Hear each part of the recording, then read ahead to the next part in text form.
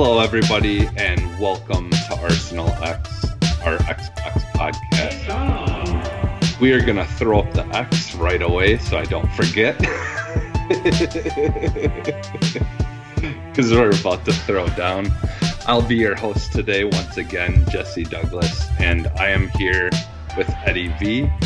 Oh, I'm so excited to be here. And also Corey. Hello. How's it going, guys? How's your weekend? It's going great. I love how first just look into the screen.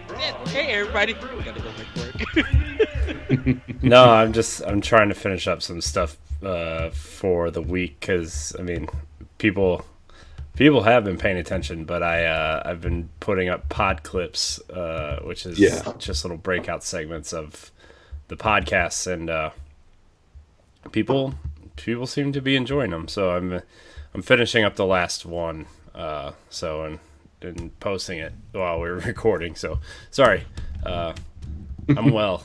It's been a long weekend because I woke up early both days this weekend, and it's just kind of I should have slept in, but I didn't. I woke up early to play games. Our producer producing. Yeah, I did the same thing, but like today was just such a rainy and rain mixed with snow and just gray and gloomy today. So like I got up with the kids.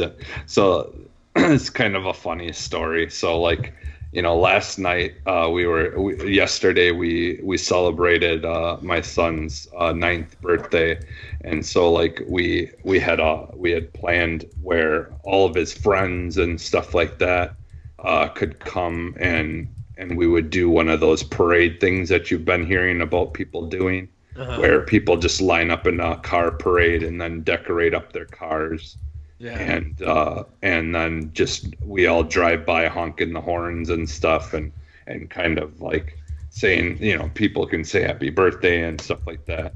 Now after we did all that, like we did, say, that's fine if people want to get out and talk with them and just keep our distance as long as we're not right up in everyone's stuff, we can, it's fine. So you did get to, kind of talk a little bit, but.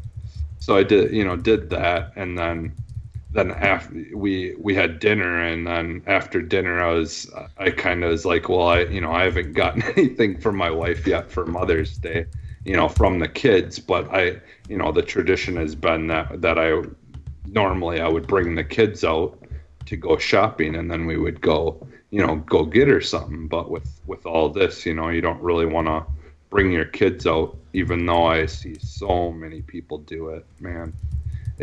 I don't know. I thought they were like really, really suggesting not to bring like kids out, but like I've seen people out with like 3-4 kids, and it's just like, man, I get it. Like if you can't find someone to babysit them, or there's no one to stay home with them, and you got to get some stuff done. But I feel like there's also other ways that you could go about, getting some things. If you can have someone else do it for you, go grab some things for you. I don't know, but that's the thing. I don't really know people's situations, but it just still doesn't seem right. So like I just didn't want to bring them out, but. So I went and I asked them while my wife was in the kitchen, kind of with my parents talking and stuff. I'm like, okay, so like what should I get Mom? And then right away my daughter is like, chocolate. I'm like, okay, well I can get her some chocolate. I'm like, but we got to get her, let's get her something else, and I forget what Max said first. It was something just like, I don't remember what he said, but it was something funny. And then he was like, well, we could get her a candle or something like that. And I'm like, well, we've got enough candles. Why don't we get something, that will be a little bit more useful, or something that she could use, or that she really needs, or something. and he's like he looks over at our lamps that are just like all beat up. Like our lamps that we've had for like forever. I think since the last 2 houses or 3 houses that we've lived in together, and they've just gotten really beat up, and so I'm like, okay, well, we could do that. so I went and I got lamps for her birth or for Mother's Day. And it was funny because like, I went to Menards to get them, and the girl that was the cashier, she was like probably like 19 or 18 or something like that. And I'm like, yep, this is what the kids wanted to get mother for Mother's Day. Oh, and chocolate. I said that she had, my daughter insisted that we get her chocolate. So, but she loved it, and so yeah, I got up early with them and we set them up in the living room, and turned them on and everything, and just I said, don't say anything, let's see how long it takes her to notice. And of course right away they pointed to them and stuff, but she didn't notice, so she thought they were just pointing to the cards and stuff that we put by the lamp. But yeah, so it's been a fun week for me, and just kind of we've got to see, and talk with a couple of people and stuff like that. So that was nice. Out of the norm with how everything is going, other than like talking online like this, like we are today. Well, I worked, so yeah, I worked 5 days so I could get Wednesday off and game and everything. Yes, that's pretty much what I did. Have a special 1v1 that I got to do with Corey. Like, ooh, cannot wait for you. That conversation was really good. Yeah, it's coming out Friday. Okay. Yes. Yeah, I'm behind on like all my podcasts. I want to try to go back and listen to some of those that I wasn't available for, that you guys have done, because a lot of them you guys have done I wasn't done, so I've got a lot of stuff to listen to. Maybe you should quit your job and quit your family, and you would be podcasting with us. Just yeah, that won't happen, because then I won't have money to do anything, to play games, right. to talk to podcasts about. Right. I'm just kidding. I know. Not really. You should really just quit everything. Trust me, I'd probably love it for like a week, and then I'd be like, man, I've got to do something. Especially like right now, I cannot imagine the people who like aren't working right now because of all this, and like don't at least have that to look forward to get out of the house. Yeah. Yeah, I'm glad that. I mean, part of me is scared, but the other part of me is just like glad that I don't have to stay at home. Like my wife has to stay at home, and it's kind of it's weighing on her a little bit. Especially when you got a kid, man, it makes such a big difference. Yeah, it's more work than it is anything else when you got a kid. Mm-hmm. Like people who criticize stay-at-home moms, man, I'll take a job over being a stay-at-home mom any day. A lot of people, and we're going to move on from this, a lot of people who now see how homeschool is being done, a lot of them be like, yeah, I would never take school for granted. Like it really showcased, if you guys are going to go to a public school, why teacher conferences and why going there, seeing what up with your kid and how they're doing, why that's important, because a lot of parents are finding out that their kids are being taught well, but the kids themselves are not educated. And then you find out that all the mess that kids give teachers, where they're giving it to the parents and the parents are struggling like to teach, it changes the whole look about school. It's very interesting. I'm out of school, so I did what I had to do. Let's go. All right. Well, I don't know. Like, I figure we could probably do what we've been playing first, because really today we just kind of wanted to focus on digging a little bit deeper into the Inside Xbox. So I figure we could do the what we've been playing, and then kind of end the show with our discussion, our deep discussion about all the games and everything that was kind of shown. And like me and Corey have kind of gave our thoughts on the show as a whole yesterday on Boss Rush. But Ed, you have some things to say and stuff. Mm-hmm. So I think we'll do that today. That'll work out pretty good, and we can kind of end the show on that. So, Corey, I'll start with you. What have you been playing? I've been playing a lot of Assassin's Creed Odyssey. About 15, 16 hours in. Yeah. I'm like a level 23.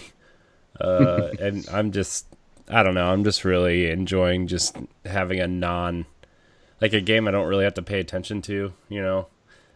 I listen to podcasts unless I'm doing like a story mission, and then I'll take my headphones off for the cutscene, and then I'll put my podcast back on. Because I'm just like looking for all the ancient artifacts and all the temples and stuff, and all the locations, and uncovering all the locations and stuff. And it's, I don't know how I want to get all the achievements in it.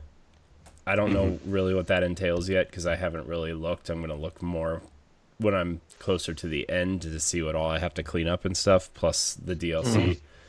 But I've been making a list of games that I want to try to get achievements in, and I'm probably going to need your guys' help at some point on some of them. Multiplayer stuff and things like that. Yeah, I've been anybody who listens to this show, if you're into Xbox shows, you should listen to Xbox Expansion Pass from Insipid Ghosts, and I've been talking to him on Twitter a little bit, and he's been trying to power through the Halo series and trying to get those achievements. The Master Chief Collection. Yeah, he's been trying to do the par score achievements for each level, and so he's kind of like that, and then Antonio and Todd and everybody have been talking about Xbox achievements lately, and it's been kind of making me rethink how I play games, and I'm going to do this with Control also, which I've also been playing, not enough of, but I have been playing it.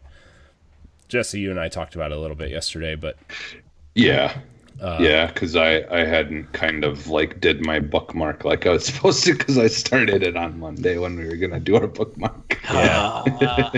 Yeah, I didn't really do a bookmark either, Jesse, if that makes you feel better. So I had noticed. I noticed. That's why I was like, I have done my due diligence. Well, good job, Ed. Good job. Glad you had the time to do that. Okay? Glad you had the time. Sorry I was too busy saving ancient Greece and changing diapers, okay? Well, you can still change diapers. Greece can wait. It ain't gonna save itself. I did. Right. I did look up an achievement guide for Control though, and to get not all the achievements, but a healthy amount of them takes about 15 or 16 hours. So I think I'll be all right. I told Jesse I had a walkthrough open on my computer and the wiki guide on my phone. So, but I've been playing those two games a lot. I've also been doing some Game Pass quests because Jesse never shuts up about them, and I've been gotta get that free money, man. I know, I had enough to buy a $10 gift Xbox gift card, enough rewards points, and I almost have enough for another one. So I've been trying to min-max the quests for the Game Pass thing. Wow. So I've been what games have I been playing off of Game Pass? I played a little bit of Forza Horizon 4, which is a really great racing game, obviously. I played a little bit more of Deliver the Moon, Jesse. Did you? Yeah, I like it. I don't know if I'm gonna finish it or not, but it's relaxing. Like it's pretty relaxing. Yeah, definitely is. And I've also been playing a little bit more Gears Tactics since the last episode we recorded, and man, I wish that game was on Xbox because I hate trying to set up. Like I was gonna record like a quick look for it and like stream it a little bit, but like I hate the way that like playing on a PC does it. I would rather just run it through a capture card and play it that way on a controller. So that is coming at some point this week. That video, actually, by the time this podcast goes up, it might actually already be up. But I like Gears Tactics a lot. It reminds me a lot of how I played when I played Halo Wars and how well the Gears gameplay translates to a tactics game. Because it's pretty much like, if you think about Gears, it's basically a squad-based real-time tactics game. You know, like you're trying to flank guys and you're trying to take cover and everything. And this just takes out the actiony part, but it still feels like Gears, right? They incentivize you to perform executions. Each weapon has different executions. Each character can unlock different executions. The customization level. This game actually made me update my wife's Android tablet to try to figure out how to do the game streaming stuff. I think the tablet's a little bit too old at this point, but still, it made me like, because I've been talking about doing that for a couple weeks now, and it finally made me like try to do it. Didn't work, but I tried. So, but that game is really good. I like Gears Tactics a lot. I wish I could play it on my TV because my computer chair is really uncomfortable. So, yeah. I give it to when they do the next Inside Xbox. I think we'll see. I think when one of their lunch games. Yeah, I think we'll see it because in June they're doing that event with IGN. They're doing the IGN Summer of Gaming. That's why we didn't get an Inside Xbox announcement for June. But man, also, by the way, not that I've been playing, but like just all the stuff that Xbox has been doing has got me like really, really excited and more invested than I think I've ever been in Xbox. You know, because I mean, most people know Ed and I host Nintendo Power Block, and I've been really invested in the Nintendo ecosystem for a long time. And but you know, just the last like year and a half or so, and especially like the last 3 months, I'd say I've been like more invested in the Xbox than I ever have before, and I'm just really excited to see more games for Xbox, and I can't wait for Gears Tactics to come to Xbox because I think you guys are really gonna love it, especially you, Jesse. Yeah. I think you're gonna love this game.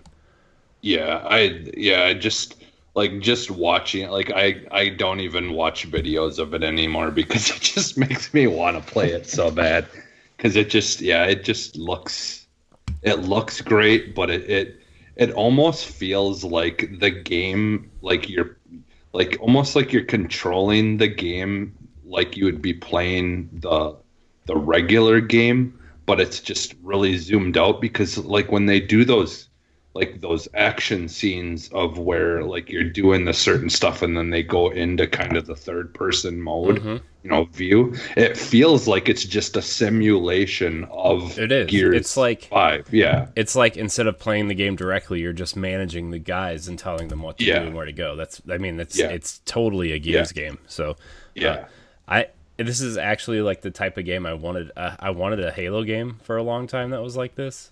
Yeah, and then we ended up getting Halo Wars and Halo Wars 2, which, great games, right? Like I actually for the Game Pass quest, it's get achievements in 3 Game Pass games, and Halo Wars is on Game Pass, so I'm going to try to play some of that. But it's been really fun to play through Gears Tactics. I kind of want to like start over a little bit and like. Now that, sometimes when you get partway through a game, I told you about this too, Ed, about Zelda, where like I want to replay the game knowing what I know about the game now and like start fresh and really like apply what I know now to the beginning of the game and kind of, because I've had characters die. I mean, they're crappy characters and they're no-name characters, but it's still like it sucks when you lose a guy when you're like, oh man, I could have done this different, and so I don't know. I'm really loving Gears Tactics though. I can't wait for you guys to play this game. Oh, it's so good. I can't wait either. I'm investing in some soundproofing soon to go around my desk so I can be loud and excited because like I know my wife and kid is really tired of me being excited in here, especially when they're in bed. But Gears Tactics is great. Assassin's Creed Odyssey is great, and Control is frustrating, but it's coming along. I think I just need to get those first few powers. I talked to Jesse yesterday. It's been really kind of frustrating trying to just shoot guys, and I just want to like chuck a wall at someone or push them away. Like the only thing I have is like the force push too, for lack of better terminology, and it kind of sucks just to have that one power. But I think I'm at the part where I get the grab and throw stuff. Okay, yeah, because that makes such a big difference because like I was telling you, like literally you throw a piece of something at most guys and it will kill them, like either basically kill them in one hit or all you'll have to do is maybe shoot them with one bullet to finish them off. Yeah. And then those bigger guys, even the bigger guys, like even guys with shields and stuff too, sometimes once you get further and you do the throw thing, even if they have a shield around them, a lot of times it will knock out the shield and basically kill them in one hit. So yeah, once you get that throwing thing, the game, like in my opinion, just gets so much easier. It's just a matter of making sure that you're balancing yourself between throwing stuff and shooting, at that point. So yeah. So but that's all I've been playing. Like I said, I've been waking up early to play games, and it's actually been a really nice change of pace because I don't feel like it sucks. Kind of like that initial point of like waking up and like trying to wake yourself up to play games, but after you wake up, it feels better than that. I'm not tired. I'm not like groggy or anything. It's just really nice to wake up early and play games. So that's I think I'm going to try to do that more in the coming weeks, just because like I'm going to be getting up earlier for work, and it's like I would like to get up early and play games before work and then go to bed early, so we'll see. But I'm having a blast with games recently. It's been nice not having to like work on stuff, so yeah, especially because like after we record the podcast is when I edit them, so I'll edit them real quick, and like I've been breaking them up so the pod clips will go up easier, and it's been, I don't know, man. I found a good rhythm of editing and playing games and recording, and it's been fun. It's been good. So good. Yeah, it's always good when you find that balance. Of things. Yeah. So I've been reinvigorated to achievement hunt, and that's where I'm at right now. So yeah. They will, and like even just with the Game Pass quests and all that stuff, a lot of them are just like literally if you're playing games in Game Pass and you get an achievement, boom, there's like 50 points, and if it's if you got another thing, you might get another 100 points or something from another so like, and what's cool is like I've gone where you go into the app on your phone, and there's a lot more achievements and things there that you can do on the app to get points. There's like dailies, weeklies, and then there's like like all these different little things that you can do on there as well and look at. And like a lot of times it will have you got to play a certain game or get a certain achievement or do a certain thing in a certain game that's on Game Pass. And I've liked that because then it gives me incentive to try something different that maybe I wouldn't have played normally. And then, if I end up liking the game, then I'll go back to it, Yeah. So that's all I've been playing though. So yeah. What are you guys playing? You playing anything fun, interesting, cool? You wanna go, Ed? Oh yeah, I could go. Okay. So, been playing Control for the book club. People already know my thoughts about that. Played Mega Man X Legacy Collection 2 because I started playing Mega Man X5. Nice. Actually threw it on rookie mode because I just wanted to run through the game just for fun. Mm-hmm. And it's kind of like, it's very easy where if you fall into a pit, you don't die. You normally just start way back in a section. Mm-hmm. If you fall on spikes, you don't automatically die. You pretty much you lose a little bit of life and you'll be able to continue to go on and stuff. So it was just like, it's like for people who just get into Mega Man and feel like if you play it regularly, the game is a challenge. It really makes it very easy, and you do get some achievement points for that. So, and I beat Mega Man X5 before. I just feel like playing it just for fun. Played Killer Instinct with my with some people on Twitter, Mikey and Chris. We were having connection issues and stuff. We didn't know why. And I got my internet together. We actually had to talk on Discord in order for us to have this conversation. And I run some matches and got some achievements and stuff. But man, I was getting my tail kicked. And then the final. Our final match, it was me and Mikey, and he just did 102 hit combo, and I just told him I put the controller down, and we are just cracking up laughing. Like, they're really good at Killer Instinct.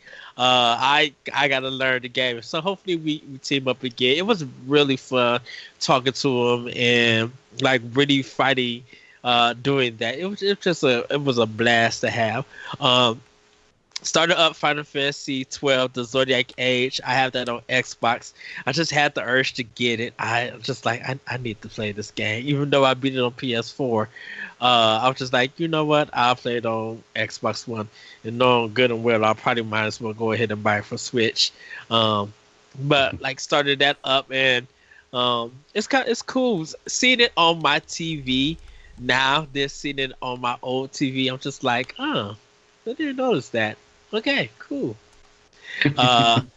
Played Assassin's Creed Origins. And I was just like, yeah, I don't know. I was playing. This is kind of a Nintendo. I was playing like Shadow of the Tomb Raider on my PS4, and for some reason, it made me feel like I need to have the urge to go get an Xbox One X. I don't know why. I'm like, I don't need a One X. I'm good with my Slim, but no, you need it with that TV you bought. You absolutely need it. But I love. You don't have to get rid of your X. Just saying. So I kind of want to see Shadow of the Tomb Raider on my Slim, and see how it looks and everything. Because I'm playing that on the basic PS4, so I kind of just want to see like what happens if it is in 4K, how it looks and everything. Beat a little bit. I think I stated that I beat Ages of Mayhem for Xbox. It was playing. I was playing a little bit more of it because I was there were still some missions, so like side missions and stuff. So I ended up doing that, and I may have one more side mission. If not, then it's just little side questings to do to get my characters powerful. But I beat the game and it was kind of cool. I really got stuck in the zone playing that game. It was just like, okay, because it was a game that I started and then I stopped and didn't play it for almost a year. And then I went back and was just like, okay, I'm to work on my backlog challenge. I'm gonna start with A, and I'm gonna see what I could get done so I could take that game off. Because now I looked at my Xbox and I looked at my storage, and I'm under 1 terabyte. I'm like, I got 964 gigs in my Xbox. I'm like, oh, nigga, I need to get rid of some of these games, like finish them and do them and stuff. So that's kind of where I'm at. Um, I know this week I'm gonna be working more on Control, and some other games and stuff. But yeah, that's pretty much what's been in my arsenal that I've been playing. It was funny while me and Corey was talking about Assassin's Creed Odyssey last week, and the moment Corey said, "Nah, the game probably be on sale," I sure enough looked and the game was on sale. So I brought it and I told Corey, I was just like, funny thing. He's just like, what? I'm like, Assassin's Creed Odyssey is on sale on Xbox. He's like, really? They were all on sale. So that's why I got it now too. I wanted on sale. I wanted to get all the games on Xbox because I have some, like I had some on PlayStation 4. I have a lot on 360 backwards compatibility. But like the Ezio collection and Rogue were both like $11.99 or something, and I've never played Rogue.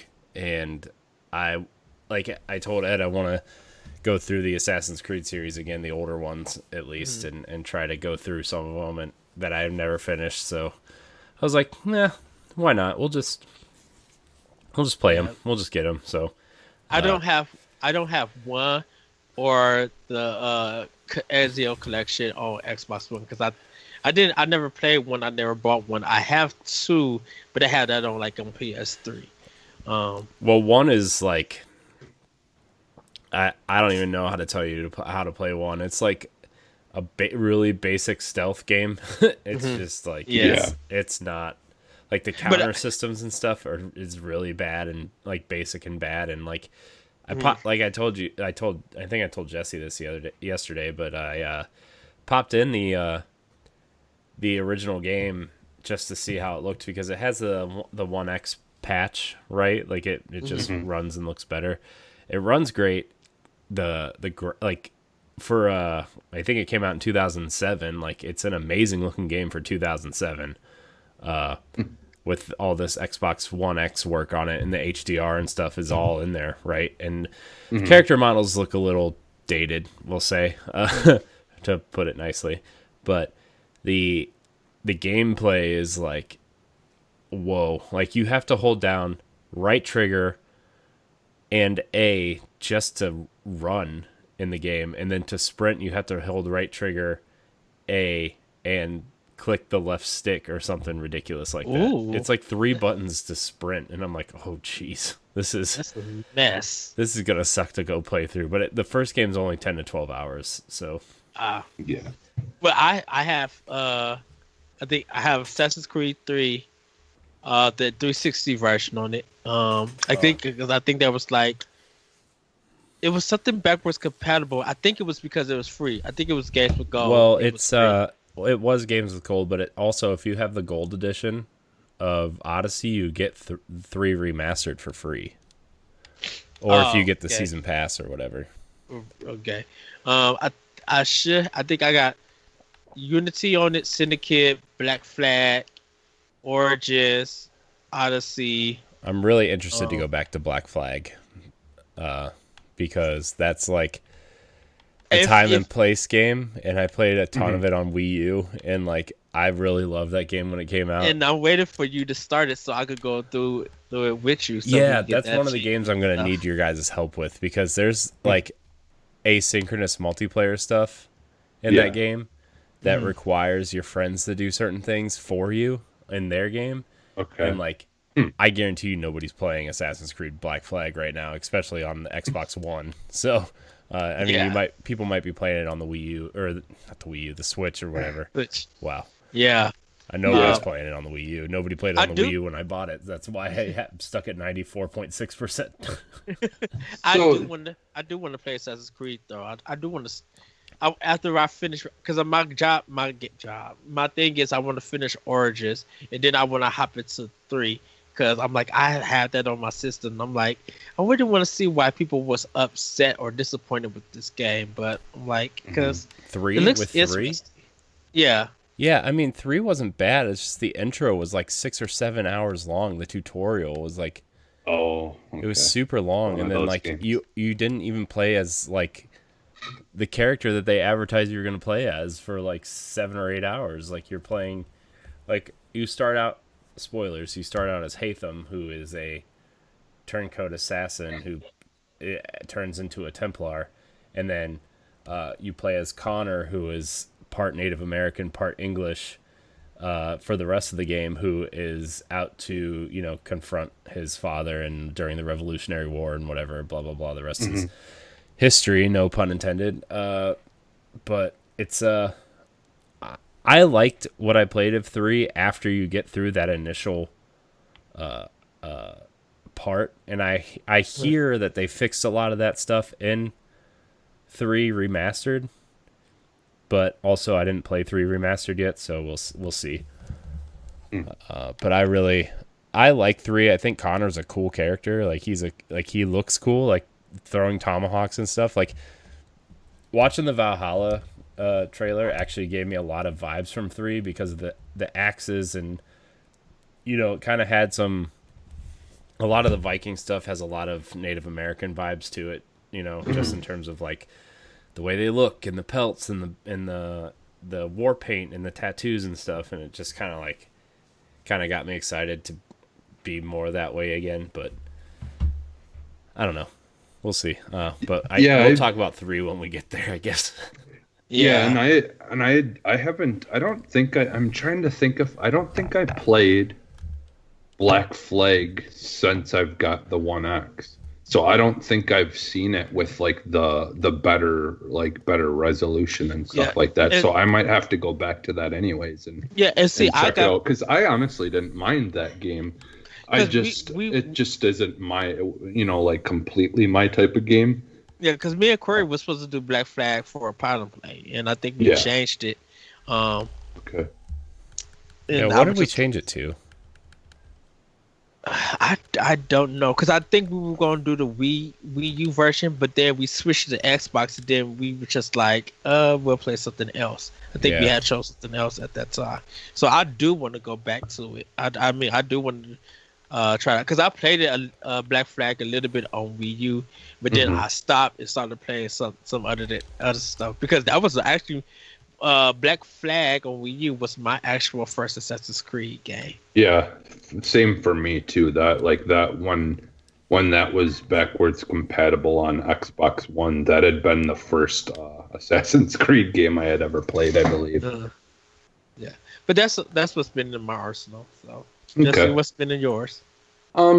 So I haven't played a whole lot, but I did kind of play some Warzone again, and I've been playing. So they got rid of solos for a little while there, and then I just stopped playing the game, because really, unless I'm playing solos, I don't really, you know, there's no reason for me to really play Warzone, like unless we get together one night and play it or something. But so like, yeah, I stopped playing it for a while because there was no solo mode, and then they finally brought it back. But it's just really interesting. Like, I really like this mode a lot, and I kind of wish that they would have this mode for all the modes. But so basically what you do is you never go into the gulag in this one. So you don't have to fight someone and survive, I believe, is how it works. But what you do is you have to have a certain amount of money that you've picked up in the map. And if you have a certain amount of money, you buy your way back in to respawn. And so it's called the stimulus. It's called like solo stimulus mode or something like that. So yeah, like all you got to do is make sure you're picking up money whenever you go, you know, looking around for guns, and then you basically will guarantee then that once you die, it will do a little 5 or 6 second countdown, and then you'll respawn back into the map right away, be dropping from the sky, and then, you know, can land somewhere else. And so, like, you know, I really like the gulag stuff, and I'm glad that they kind of brought that twist to the game. But I kind of like this though too, where it's as long as you have money, you just drop right back in. It's kind of cool. Nice. It's definitely harder to get in a really good position though, because the second, if everyone keeps on respawning, like the game can go on what feels like forever. And the smaller the circle gets, you could still have a ton of people left, and you're dropping down into an area that's just people just sitting there with their guns waiting for people to float down. So it's definitely makes it a much, much harder game to play and do well in. But Yeah. but at the same time, it's kind of a fun little twist to it. So like I'm enjoying it. Like I said, I kind of wish some of these special game type things and modes like that, I wish they would just keep them. I wish they would kind of do like what they do with the regular multiplayer with Battlefield or with the Battle Warzone. Just have it where you can have like regular, BR modes. Then you can have like hardcore BR modes where like it's a little bit more harder stuff, like maybe this kind of thing where you drop as long as you have money, and just like have different kinds of like sections like that you can kind of have to change what kind, change it up every once in a while. And with it being crossplay and there's really not going to be a lack of players. So, I think they could get away with having just two different sections, either the one where you could just play them just the regular way, the way it was meant to be played, or you could have like fun kind of unique versions of it. So, but yeah, that's basically really all I've been playing. I've kind of been watching some stuff here and there. Like getting back into watching The Fringe, the TV show. This will be like my third time watching it all the way through. It's one of my favorite shows, and yeah, it was like, I don't know if it's still on sale, but it was on sale on Xbox, all 100 episodes for $20. So I had to buy it because I just absolutely love that show. And then I finally got around to watching the Godzilla King of Monsters movie last night, and that I really liked that a lot. So, but yeah, that's pretty much what I've been doing.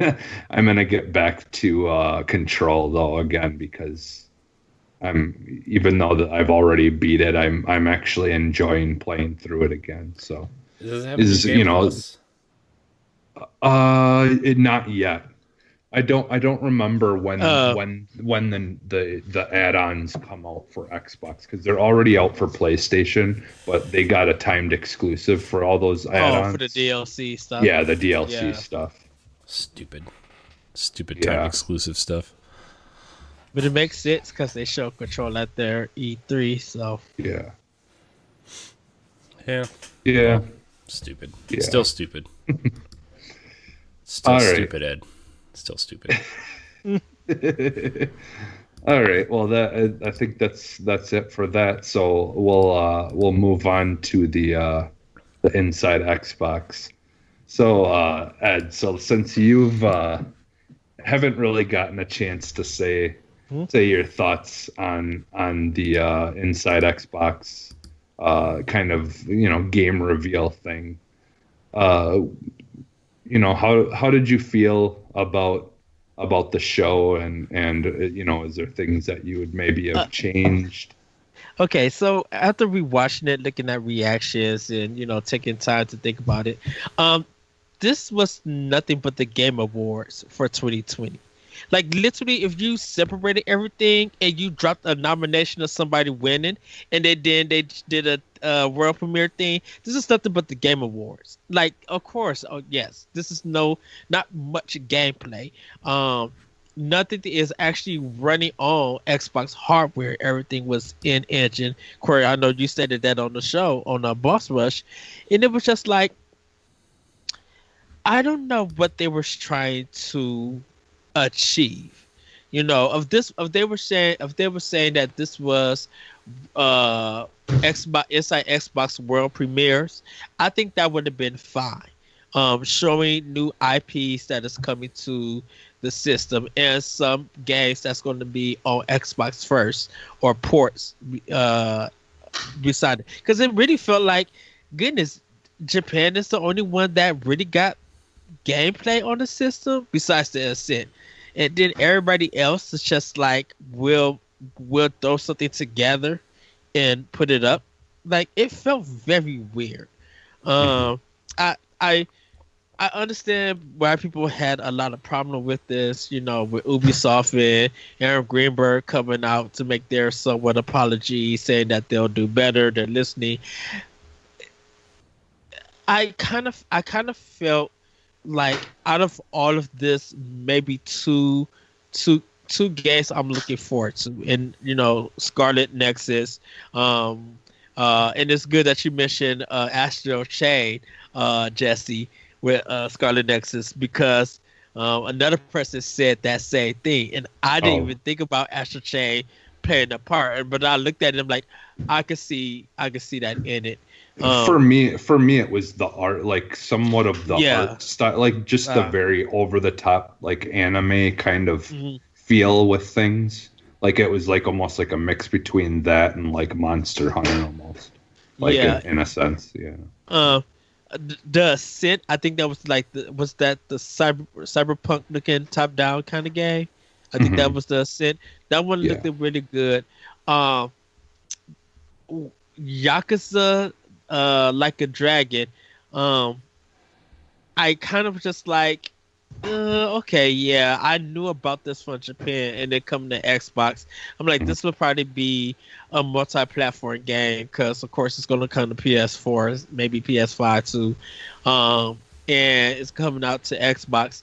I'm like, but you pretty much can import this game now and play it, on PS4, because it's not region locked or anything. So, but everything else, I was just like, when I seen Bright Memory Infinite, I was just like, okay, this is a cool trailer to show, but this is not, anything new or exciting and stuff. Like it's not drawing me in or anything. I kind of felt like, I didn't feel like I was lied to or anything, but I kind of felt like it didn't do a good job showcasing what Series X really can do. A lot of stuff that you looked at it, everybody was just like, you can do this on PC now, or you can do this on Xbox One X. Nothing is really showing us the ray tracing. Nothing is showing us that 4K 60 frames per second. Because I think I even asked you, Corey, or I asked you, Jesse. I was just like, is it me, or there's some stuttering in Scarlet Nexus at times that wasn't a special effect? Because it felt like, this game is definitely still in production and development. Because I'm like, hold on, wait, this is some slowdown going on, and this shouldn't be happening. And I don't know if that was my stream or what, but I was watching on my one on YouTube, and I'm just like, yeah, this is end game. They gotta clean some stuff up. Yeah, I think it was more. It almost seemed like it was more of a Frankenstein, video clip of stuff like it. Because, me and Corey kind of talked about it. There's a lot of points where, like, art styles changed, and, like, I think it was just because it was kind of it felt kind of like Frankenstein put together. It's just kind of little clips and chunks here and there of all different stuff, and it didn't really fit together as well, maybe. And like I said, it's not running on Xbox hardware. Like none of this stuff is running on Series X. Yakuza is easy because that game is already done. So you could clip around that PlayStation 1, make a trailer for it, and then put it out for people who are interested. I'm like, but by the time Series X come, like, Sega would have to drop the next 4 games on this system. Well, they are. I mean, did they not confirm for, that they're all coming to Game Pass at some point? Yeah. but they have to. Well, depending on when. This is the weird thing. Not all the Yakuza games are out in America. It's only the mainline games. Because there are some side ones that Japan have. Like there's some zombie ones that's straight bunkers, but a lot of people really like and enjoy. But for the main games like 01 and Kiwami, 01 and Kiwami 2, yes, that'll be out. So 3 to 6 will have to come to Game Pass, hopefully by the end of the year. So people could be caught up with it. But like overall, I was just like, this could have been way better. And I think I'm like, where are the games that's actually running on the system? I got an idea of what they're going to be bringing, but nothing is running on the Xbox hardware. And I know people are going to be like, well, when July comes and they show their first party, it's going to be stuff running on actual Xbox hardware. I have a feeling that it's not. I don't think they're ready still to do that. I don't think we may not get anything like that until September. Because I don't know. I think their first party stuff will definitely be running on it. If not the X, it's going to be like the dev kits. I mean, I can give it to third parties for, running on a PC build that's kind of like, okay, this is about what it might look like on a Series X, or, they might be showing, I mean, a lot of third parties do this. They show the PC version because it's the best looking and the best running versions of the game, right? I mean, they've done that forever, right? I mean, you can point all the way back to like, look at Watch Dogs, or some of these other games. Ubisoft is no stranger to this criticism that they've been getting for Valhalla, for sure. But I think you're going to see the first party stuff in July running on Series X, at least the dev kits. I mean, there's going to be a lot of first party stuff that they're going to show, right? They said Obsidian's going to be there. So, Ninja Theory is going to be there, 343. Who was the other company they said was going to be there? I think they said the Coalition. There's five major first-party companies that are going to show games at that July event. But they're going to be showing stuff that we already know about. Well, that's fine. I don't need anything else right now. Look at all the great games that we're going to get. We're going to get Halo. We're going to get Hellblade. We're going to get Gears 5 and Gears Tactics. We're going to get Hellblade. We're going to get Forza. We're going to get probably some sort of whatever Obsidian's next game is, which is probably Pillars of Eternity or something like that, right? That's their other game. Yeah, I always get Pillars. I always get Pillars of Eternity and Divinity mixed up.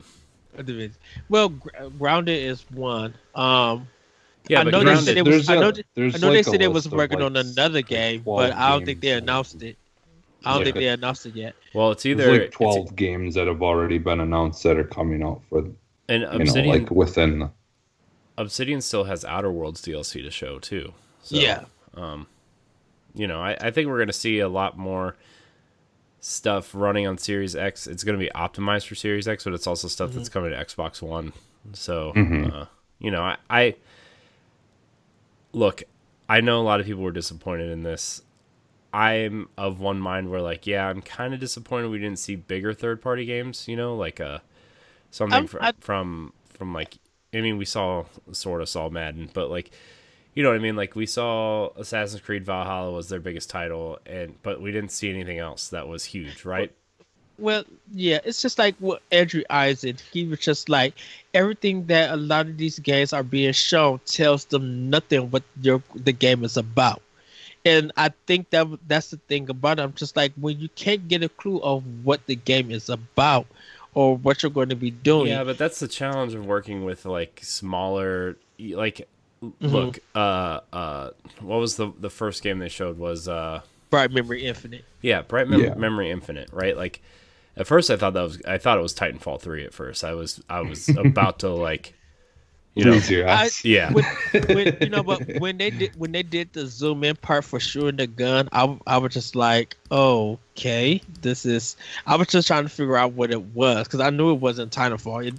It looks, No, just the way they were moving and running on the walls and stuff. Definitely. But I mean, that could have been. That they- could have been like Thief and stuff. Yeah. Well, I mean, Thief with guns. I don't. What? This is Square Enix have done some weird stuff. Anybody got a mute button for Ed? Thief with guns, Ed? Really?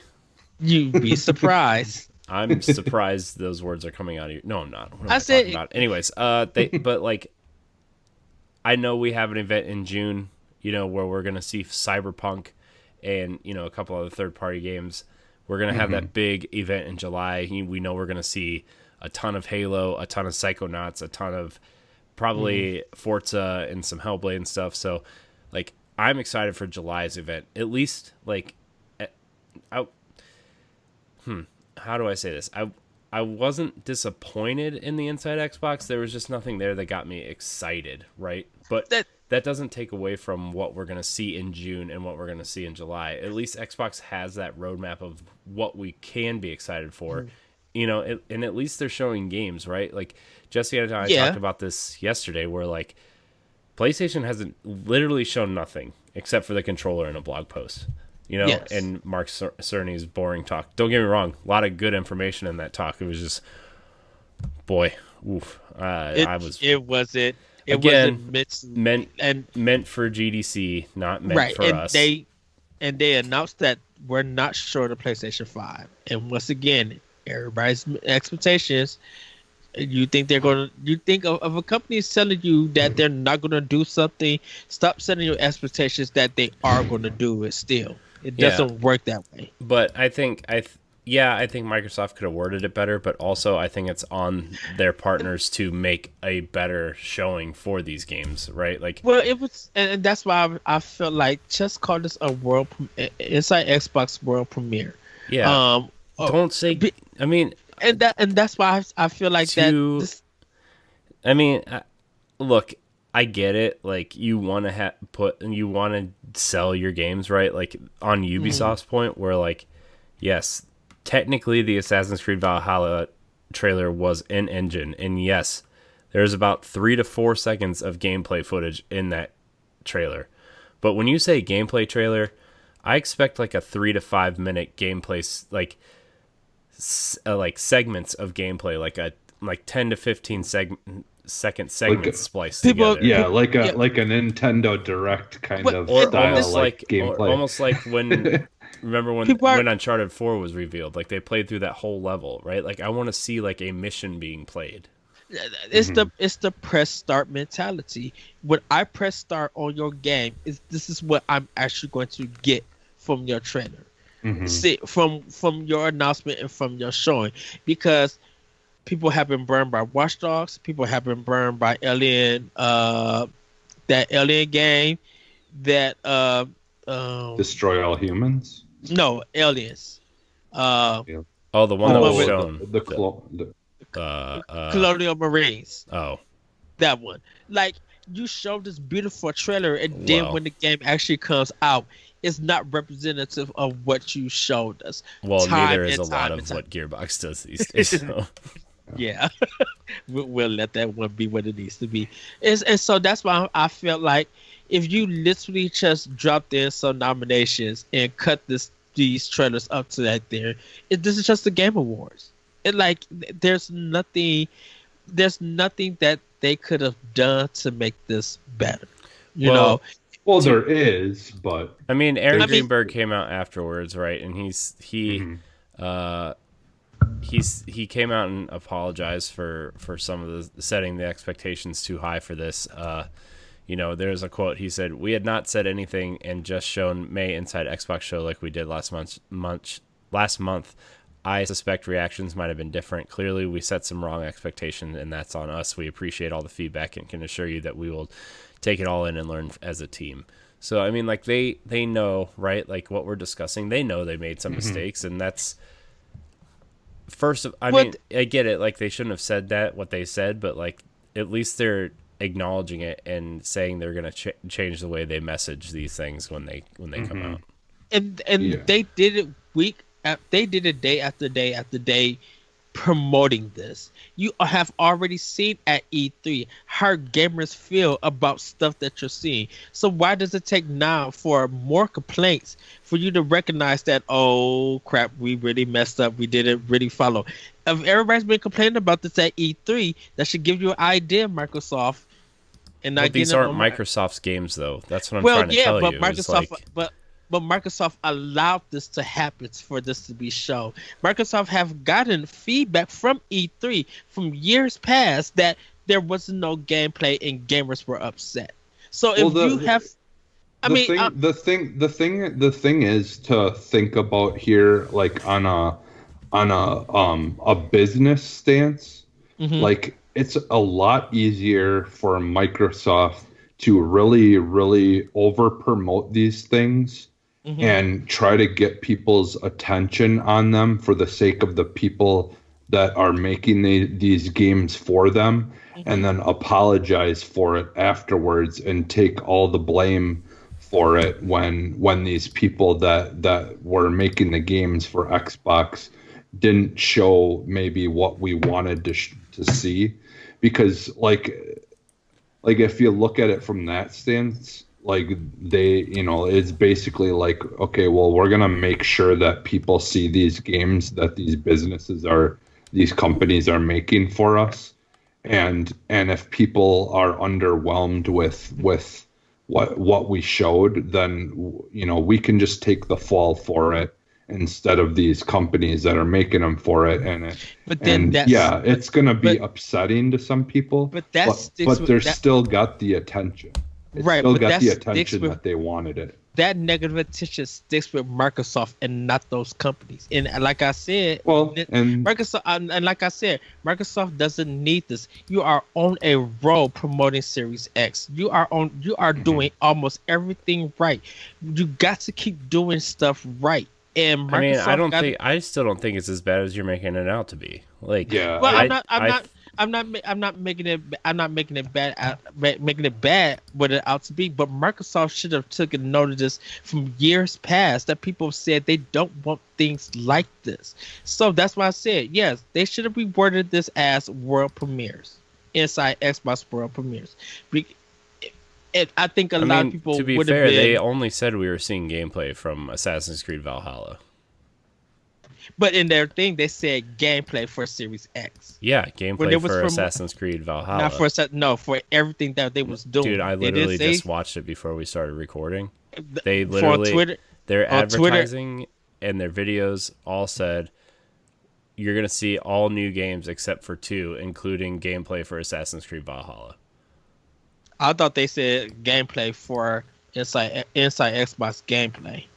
I think a lot of that was from people who playing the telephone game where everyone starts talking about it, and then next thing you know, it becomes something more than what it was going to be.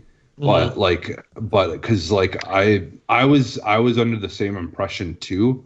Right, from what I had heard for people talking about, but that wasn't Xbox that was saying those things. I feel like it was other people, and it kind of all got put into a jumbled mess of people talking and being confused on. Because I thought Xbox had tweeted that out, that it was going to be gameplay trailers and like announcements and stuff like there, and that Ubisoft wasn't just the only one included, but everything that they're showing was going to be actually gameplay. Well, I think that the main thing that was being promoted by them was Assassin's Creed. Because they didn't, we didn't know what anything else that they're going to be promoting. So why they can't really say that they're going to promise gameplay of something that they can't say the name. And I think that's why when they first showed it, I think the word gameplay was in it. I think if they just would have said inside Xbox, the date, and just left it at there, that would have been fine. Or inside Xbox, like I said, world premieres.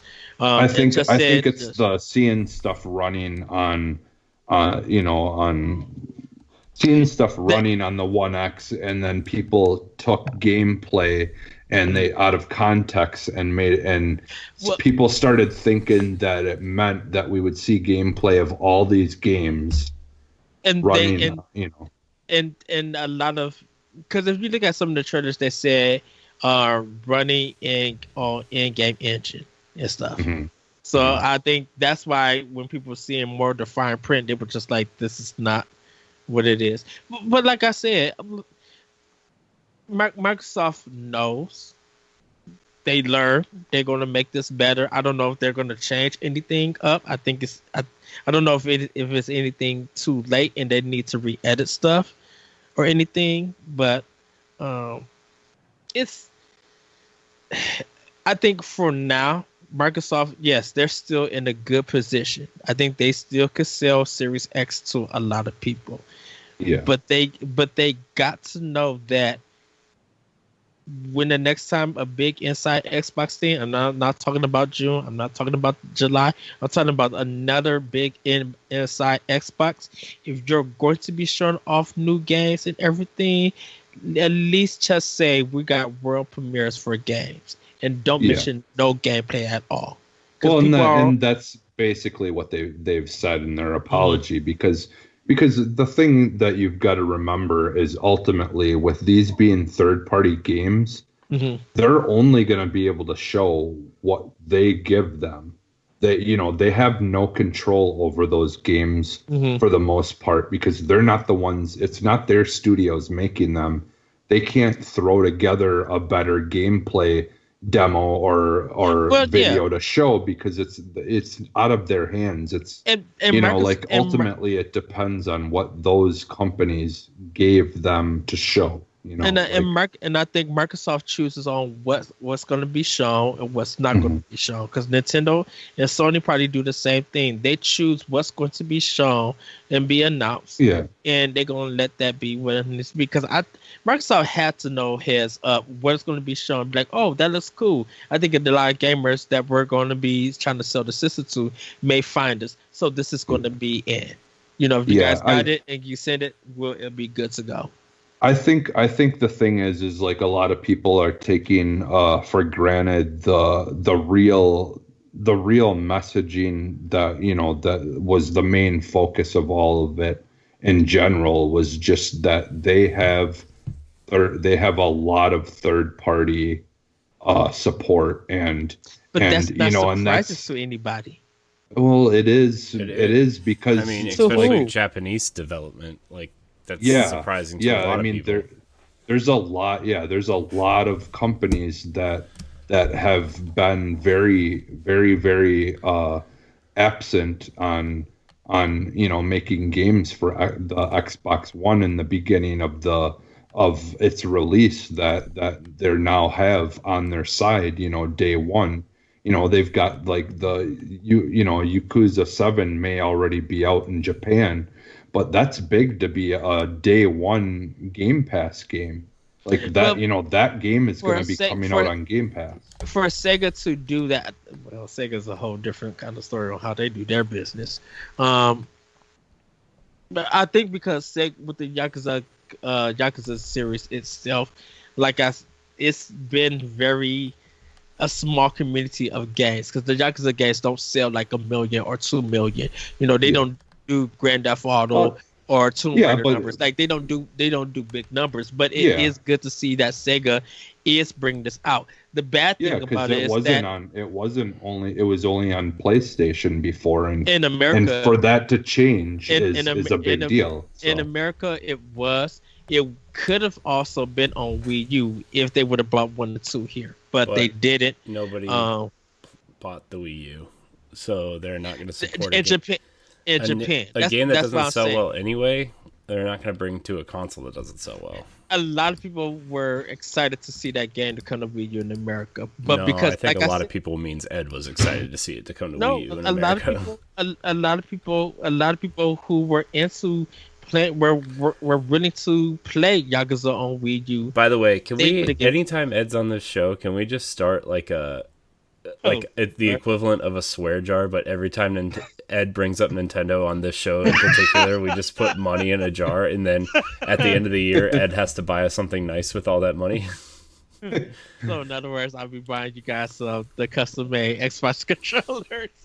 No, I think you're going to be buying us both Xbox Series X's if you keep Oh this no, up. I'm not going to do that. No, but I'm just saying that some people who keep forgetting that game only came out in Japan and it didn't get a chance to come to America.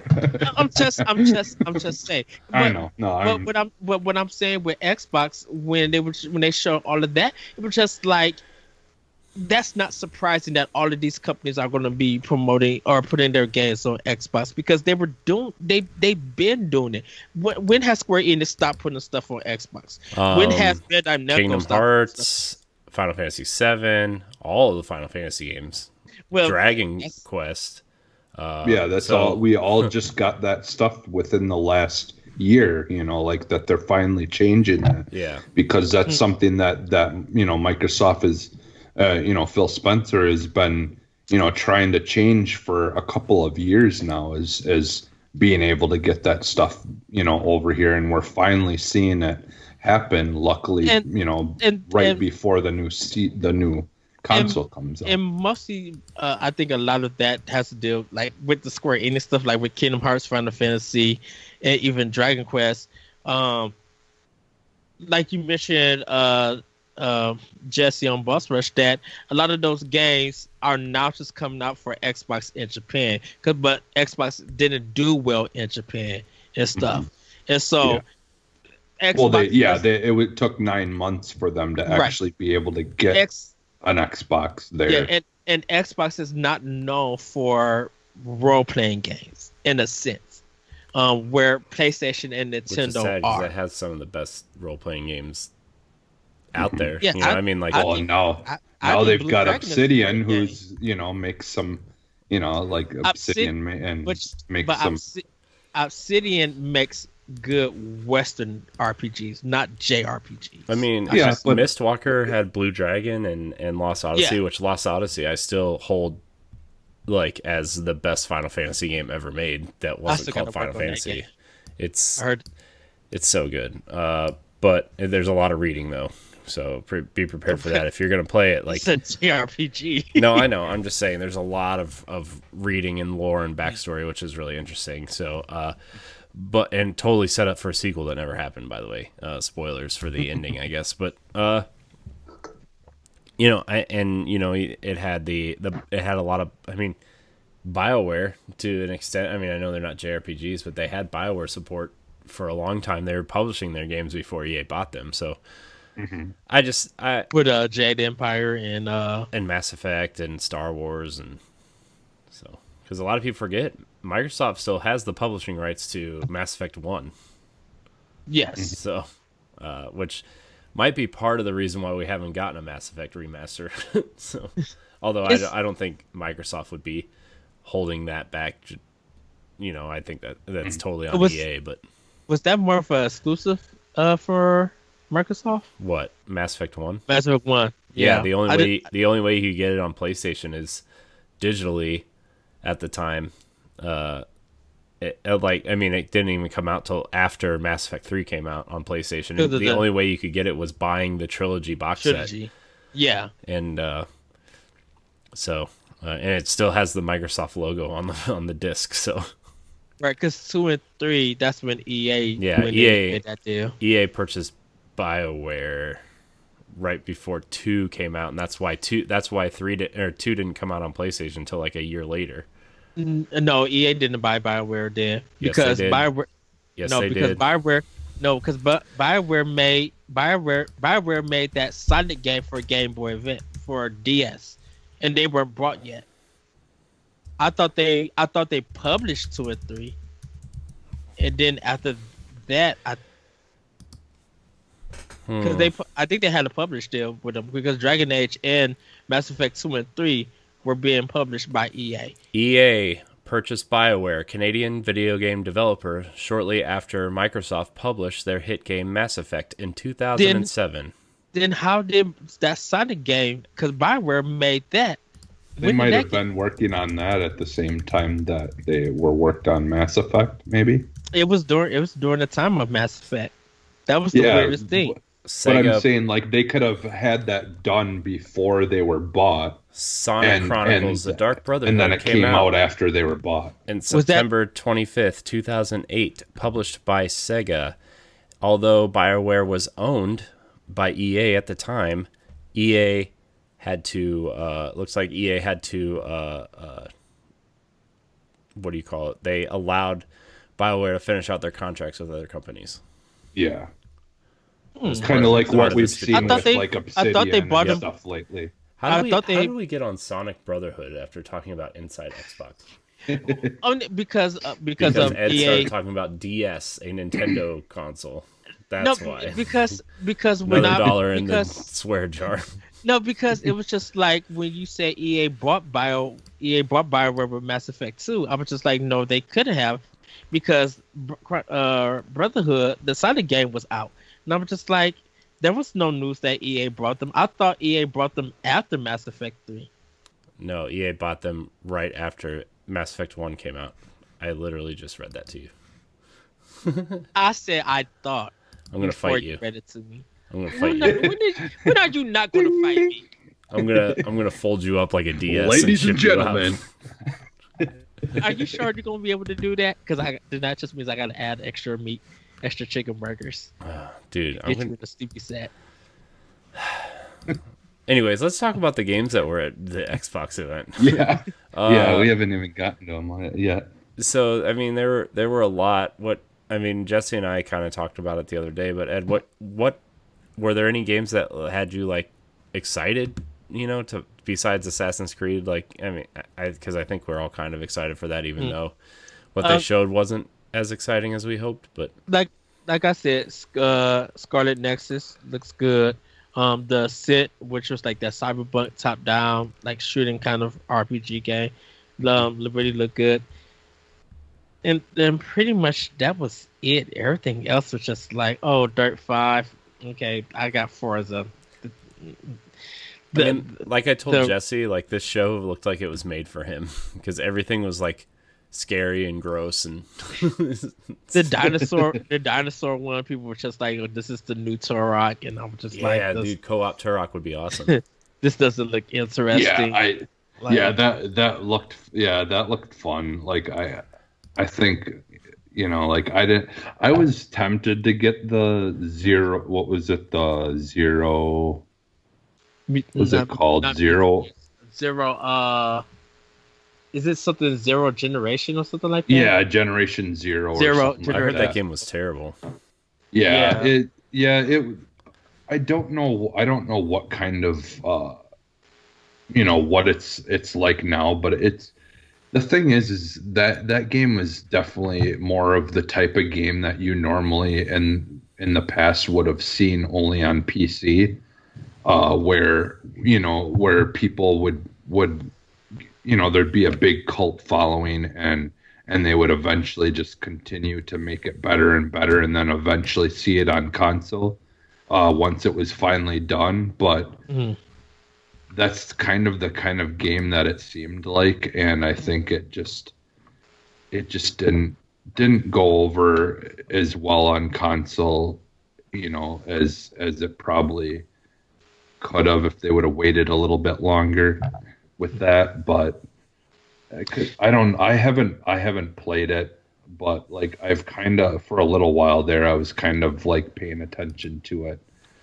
just because I was interested in the concept of it. It was kind of, it was a cool concept, and like just kind of, it was almost like a very, very like indie version of like almost Horizon Zero Dawn or something, where you're just you're fighting big robots and stuff. But yeah, I don't know what kind of situation that game is in now, like if they've overhauled it or added to it since then. But I think they've been doing patches, but that's all I know of. Yakuza Like a Dragon, of course, because it's a Yakuza game, I'll get. But yeah, but other than that, I was just like this. This could have been shown at the Game Awards, and I would have been fine with that.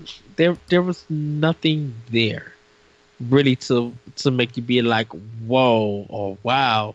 It was just like, for some people, they were just like, this was a very generic showcase. Like nothing was innovative, nothing was speaking out, and they just didn't bring anything different.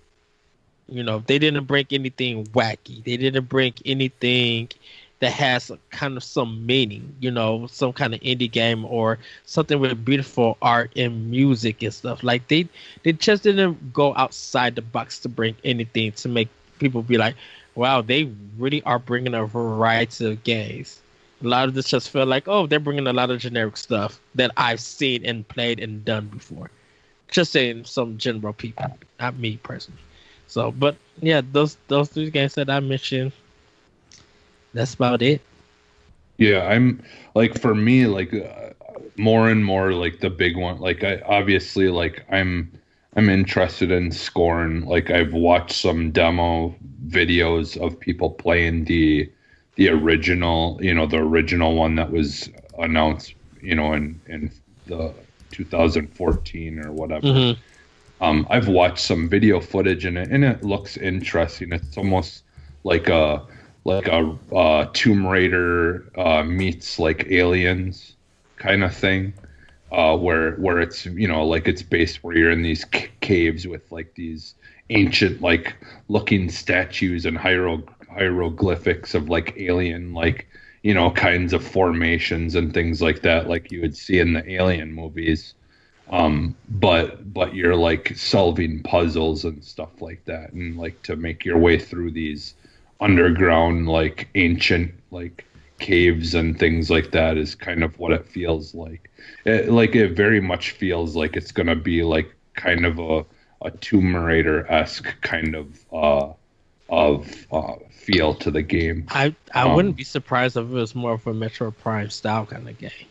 Like it was first person, could be. And you saw different areas to help you get to other areas. Like you get like a new power or a new clue and stuff, and it helps you solve more puzzles. Yeah, it could be, but it's, I mean, that's, you know, that's kind of what Tomb Raider is though too, is like, you know, at least the earlier stuff, like that's what it feels like. It's more like earlier Tomb Raider, like where it was really about trying to open doors and pathways and stuff like that. I mean, that's obviously still in the newer Tomb Raider stuff as well, but yeah, I think it's gonna be like have a, you know, a lot of searching around and exploring, you know, these caves and different kinds of, you know, like areas throughout this world that you're kind of in. The other one though that I like get more and more interested in is the Medium. Like I just like the idea of them kind of having like their like a almost like their new kind of version of like a Silent Hill type kind of game. That's the one with the baby, right? Yeah. It's you know, the music creator of the Silent Hill games is doing the music for it, and wasn't like some of the people who are creating the game, didn't they used to work on Silent Hill or something like that too? I forget. The look of I don't remember what they said. The look of it looks a mixture of We Happy Few and BioShock. Just by looking at the animation, just like, okay, interesting. I feel like it feels like it's going to be a detective story and meets something with demons and stuff. Yeah, well, you're gonna be fighting in the real world and in the spiritual world as well. Like there's gonna kind of be that like that, you know, like kind of like Silent Hill was, where, you know, like you kind of start off in reality and then it kind of goes into this, you go purgatory. Into this deep dark place where they kind of, So it sounds like it's kind of gonna be something similar to that. And then the other one that and not a lot of people have talked about that I really enjoy and kind of looking forward to is that Call of the Sea. With that one that was kind of, that was like more of like a I believe on IGN they said that it like kind of reminded them of like Rime and games like that. If it's more, because right now the impression is a walking simulator in a sense, but if it offers more, I can't wait to see. I guess I just need to see more, because that one, it didn't wow me because it's just like, this looks more like shots of different environments and how pretty it looks. Show me a little bit more on what this game is leading up to be. Just give me a more of an idea of what, if I'm not just going to be walking forward, looking around, is what more does this game have to offer. But it's on my wait and see list, I would say. Once I see more, I can finally make a decision. Be like, yeah, I'll get that game. And again, like for me, like I enjoyed on some level all the games that were showed. Like some more than others, but yeah. Corey, like what are some of the things that you were most excited about? Well, I mean, I was excited for The Ascent. I think it looks cool. I like the top-down kind of aspect of it. I want to see more, but I still think that it was a really cool looking game. So art-wise, it looks beautiful. I really like how it looks. Yeah, I think it has a lot going for it. I think I think that chorus game looks kind of interesting. We don't really have any, space flight combat games really anymore. I think that's really cool. I think it's going to be something interesting that people are going to, I think when it comes out, people are going to be really excited for it because I think it's going to be one of those word of mouth games. So Yakuza Like a Dragon, I think looks really cool. I think it's the most interesting game in the series that I've seen. I didn't really care when we did a pod and play episode on it, and I just didn't really care for it all that much. Like it was a series that I really wanted to play through, and I'm glad it was on Game Pass. I went back to it for like another hour after we played it, and I just didn't get into it. Although I did re-download 1 and 0 off of Game Pass, so I think I'm gonna give it another try. I re-downloaded them after this trailer because I think Like a Dragon looks really cool. But and honestly, I know Ed, you were down on this, but I think Second Extinction looks stupidly fun. Like if all three of us were to like stream it or something at one point, I think it looks really fun. It looks dumb, like for sure.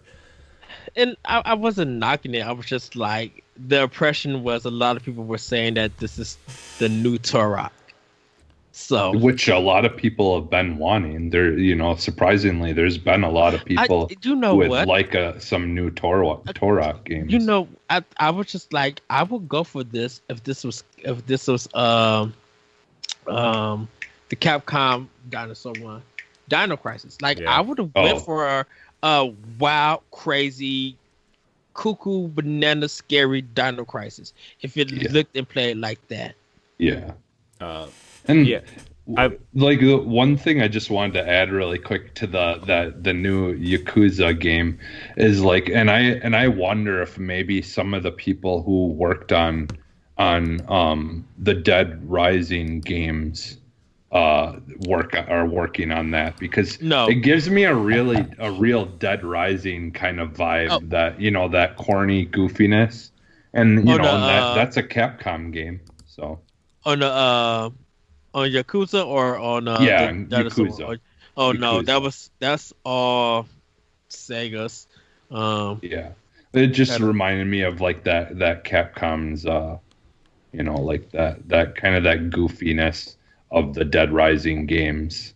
Like it had that weird goofiness to it, but yeah, I don't know. It just for some reason that game, like when I seen it, it just like made me think of like the Dead Rising kind of goofiness of the character. But oh, go ahead, Corey. I'm sorry. Oh no, I mean, I think that's kind of it. Honestly, like I'm more interested to see what this Bright Memory Infinite game is, just because it was developed by one guy, aside from like voice acting and music and stuff, right? But like, I know it looks kind of generic's the wrong word, but it looks like it takes a lot of video game tropes and mixes it into one game. But like, it's still interesting that one guy made this game, you know? And yeah, I do want to see how that turns out. It kind of reminded me a little bit of Bulletstorm too, with the lasso, that the laser lasso thing. At first, I thought it was actually a Crisis game. I thought it was going to be a new Crisis game for some reason, because it kind of somewhat reminded me of Crisis. Yeah. And they, and like in Crisis, you've got like power type things and stuff like that. So it wouldn't have been out of character for them to have like that lasso thing or something like that. Yeah. Even the Game Informer show said it looked like a generic Crisis game. Yeah. And I thought, well, it looks like I remember Crisis playing, like kind of heavy, the way he swings the gun a little bit and stuff. Definitely looks like that. So yeah. But other than that, like, there wasn't really anything else that I was really excited for. I know, Jesse, most of these games are up your alley, but just not. I don't know. I was just excited that, they were showing games. I'm more excited what they're going to show in June and July, especially July when they show first-party stuff. The first-party stuff is what I'm looking for. Yeah. I think what like I've said, it could have been a better show, but I think it did what they needed to do. It needed to show that they have another big group of kind of different kinds of games that will be available, like to continue to add to their kind of range of selection of type of games that you'll be able to play on the next generation of console. Kind of like I said, one of the biggest things that people complained about and said was the reason why they didn't like the Xbox One later on, was because they they would only seem to fund games that they thought were going to make a lot of money. And now they're finally they've got rid of that thinking, and now they encourage their studios or other studios to just make their passion projects, make what you want to make, and we trust you. We trust that you're gonna do a good job on it, so we'll give you the money you need, and you just do what you want to do. Obviously you've got your bigger games that are going to be the big hitters, like Hellblade and stuff like that. But we also want you to do this and have fun with it and be able to do those things that maybe no one would have let you fund or funded you in the past to be able to do. And so you don't get burnt out on just sticking to one thing. Well, hopefully Microsoft that continues. Well, hopefully Microsoft really brings more diversity, because right now everything that's set up right now doesn't feel enough for people to be excited for. And I think once they start bringing out, more Japanese games, more indie games, once they hit that right sweet spot to really reach Series X across a lot of people, for them to get the platform, I think they're going to be at top of their game. But like I said, they're doing the right things right now. They just got to do more. Yeah, I honestly think that they're already in a pretty good spot when it comes to having stuff available for all kinds of interest. one last thing I have to say: these are not launch games, so we still don't know what the Series X launch is. Some of them are. Yeah, a lot of those that they showed were Halo. It's gonna be. I think Halo Infinite and Gears 5 is the only ones that we know of. But I'm talking about the games that they show for Inside Xbox. Yeah, those ones that they showed. A lot of them are going to be launch titles. Yeah.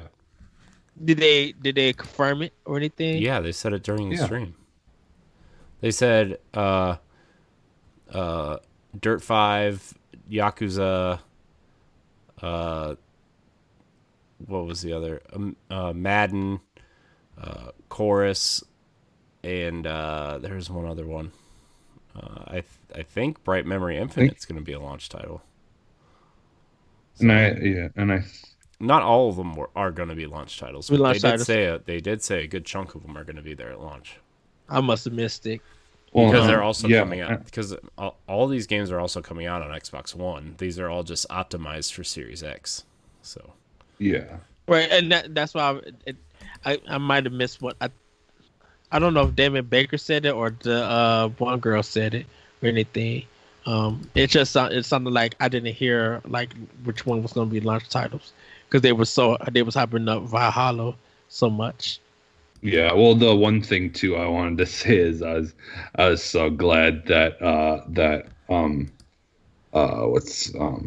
Greenberg or whatever, that he had put that fridge meme in as his green screen background, the black fridge with the Xbox logo on it. Oh wow! That meme that was going around, and that he put that as his background. It's hilarious. Yeah, and I will say it was good to also see Damon Baker. I was just like, oh, okay, continue the work that you do for. Yeah. Way to get some Nintendo into that Microsoft. Former Nintendo. That's what it does for us. Puts Nintendo into our Xbox. And then we on Power Block get $5 in the jar already. I know, but then when I talk about Xbox on Power Block, then what? Do we ever talk about Xbox on Power Block? At times we do. Oh man, Ed, I'm just messing with you, man. It's $5 though, Jesse. We just have to get him to do that every time, 200 more times. Oh, wow, depending on what the price would be. Do you think we get the system price in July? Yeah, I think we'll get it in July because they want to start getting pre-orders out and see what their initial allotment, how many they need for that initial allotment. So. Yeah, that was another thing too. I was thinking about, but we could probably talk about like our maybe next week we'll talk about our like some predictions, or like maybe if there's no news next week we can kind of do some brainstorming and think of some stuff that we could maybe see possibly in July, or talk a little bit about whether what we think might happen in July, and then we could kind of hopefully, as we're paying attention to what's going on, if there's any hints of anything changing or stuff. Well, we could talk about that later on down the line. But. I know Monday, which is after this recording, I think they're doing Cyberpunk 2077. I think that's new news coming out. Okay. Yeah. Yeah, I think I think a lot of this stuff in June is going to be part of the IGN thing. And if not, it's going to be a lot of the whatever Jeff Keighley is kind of, setting up for, making sure people have all that. I don't even know if I want to watch any of that. Yeah, you are. Don't lie. You are. All right. Well, we could probably wrap the show up here. I think we're kind of done with our thoughts on, like I said, I feel like we're kind of all on the same level for the most part. Like there was some really good parts about it, but there's definitely things that they could have did better, and they've kind of admitted that themselves. Yeah, So, I mean, I don't think we have anything to worry about though. I think if the next No. one in the next Inside Xbox is like at a similar level, I think maybe we could talk about, okay, are they starting to take a step back from their messaging? But as a first kind of run at this new console and showing us games, I think it was fine. If they didn't announce they have more to show in every month to the lead up of the console, I would be like, ooh boy. But yeah. we still have Halo to look at. We still have Forza. We still have Hellblade, and there's still a lot to look at in July. So I'm excited for that July one for sure. I want to see the new stuff over the expected stuff. Yeah.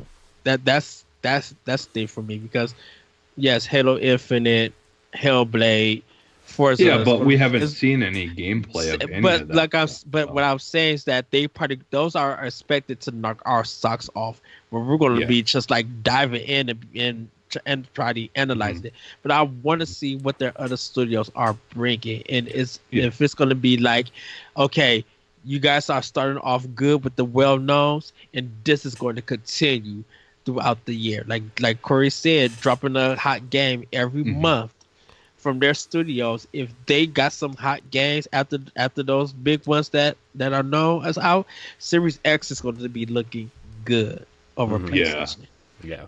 Well, and and like with this show, like just kind of thinking about, like, as we've been talking about it too, like as a company who's releasing this new hardware, like it would kind of be a bummer in some ways to be the people's like actual gameplay on the console first look at it being on third party games, and then they're the people who are actually made this console's games being second place, and and being shown.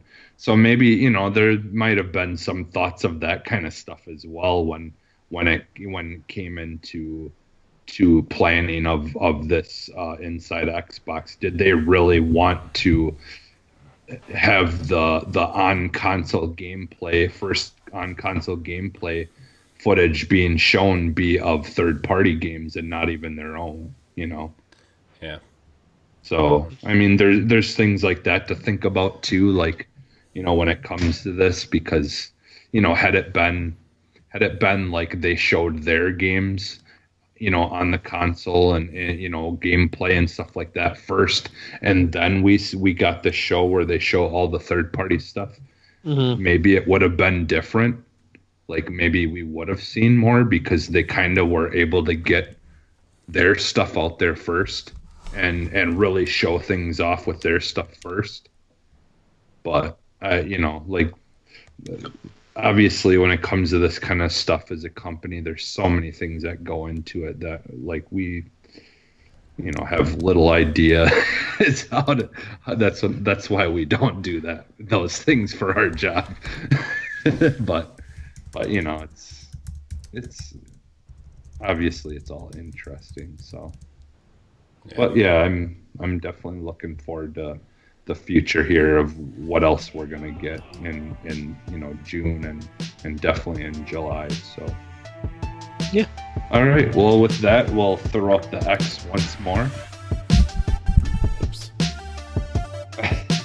As we exit the show. You guys Bye, everybody. It's on. Give me that look.